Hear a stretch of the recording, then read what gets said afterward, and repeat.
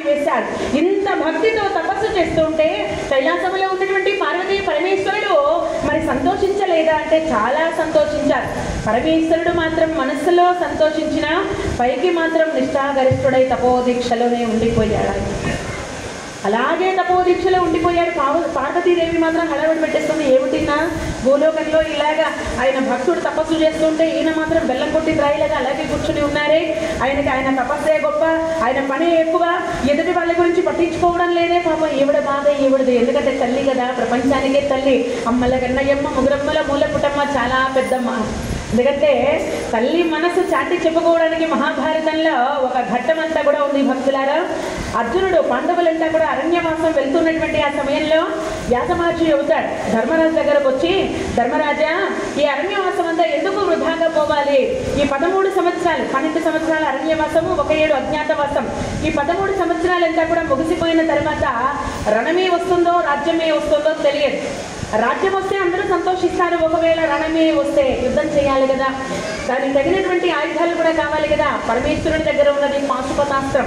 ఆ పాశుపతాస్త్రాన్ని అర్జునుడు కనుక తీసుకున్నాడు అంటే ఇక యుద్ధంలో జయం అనేటువంటి మిమ్మల్ని వరిస్తుంది. మరి ఈ విషయం అంతా కూడా అర్జునుడికి తెలియజేసి పంపించబోయా అని చెప్పేసి అనేటప్పటికీ ఇంద్రకీలాద్రి పర్వతం మీదకు చేరుకొని తపస్సు చేయడం ప్రారంభం చేస్తే ఆయన భక్తిని పరీక్షించాలని చెప్పేసి ఈయనేం చేశాడు, ఒక బోయమానిగా వచ్చాడు. వేట కోసమని వచ్చి ఒక శూకరాన్ని, మోకాసురుడు అనబడేటువంటి యొక్క రాక్షసుని భూలోకానికి పంపించి ఈయన తపస్సునంతా కూడా భంగం చేయబోయా అని చెప్పేసి ఈ రాక్షసుని భూలోకానికి పంపించి తపస్సునంతా కూడా భంగం చేస్తూ ఉంటే ఈ శూకరాన్ని, శూకరమన్నా వరాహమన్నా హరి అన్న మొత్తం అంతా కూడా పంది అనేటువంటి అర్థమే వస్తుంది. కాబట్టి ఈ శూకరాన్ని వేటాడుతూ ఉన్నాడు. ఈ వేటాడుతూ ఉండేటప్పటికీ ఈ బోయ వేషంలో ఉన్నటువంటి పరమేశ్వరునికి అర్జునునికి యుద్ధం జరుగుతాను. ఆవేశంలో ఏం చేశాడు, నేను క్షత్రియుడిని కదా అని చెప్పేసి పిడికిలి బిగించి చావు కొట్టేస్తూ ఉన్నాడు. ఈ చావు కొడుతూ ఉంటే పార్వతీదేవి పక్కనే నిలబడుకొని కొట్టనీలే దెబ్బలు తిండి ఎంత తింటాడు చూద్దామని చెప్పి చూస్తూనే ఉంది. ఈ పరమేశ్వరుడు ఒక మాటైనా మా ఆవిడ నాకు సపోర్ట్ రాకుండా పోతుందా అని చెప్పేసి చూస్తూ ఉన్నాడు. ఎంతసేపటికి రాలేదండి, పాప 100 దెబ్బల దాకా కొట్టేసింటాడు ఈ అర్జునుడు శివుని. కొడుతూ ఉన్నా కూడా ఏమాత్రం చలనం లేదు. ఈ ఆవేశంతో ఏం చేశాడు పరమేశ్వరుడు, ఈ పిడికిలి బిగించి అర్జునుడిని ఒక్క దెబ్బ కొట్టాడు. ఒక దెబ్బ కొట్టేటప్పటికి అమ్మాని వచ్చాడు.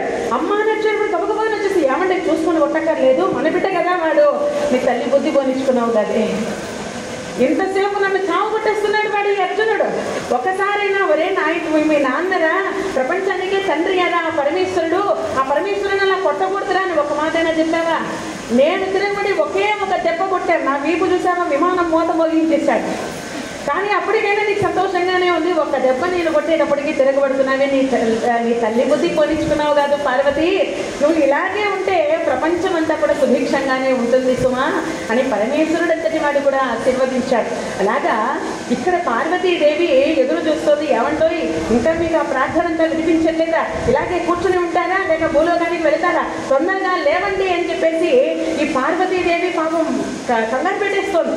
ఈ కంగారు పెట్టేసేటప్పటికి అప్పుడు కనులు తెరిచి చూశాడు. సమయం అంతా ఆసన్నమైనది పార్వతి.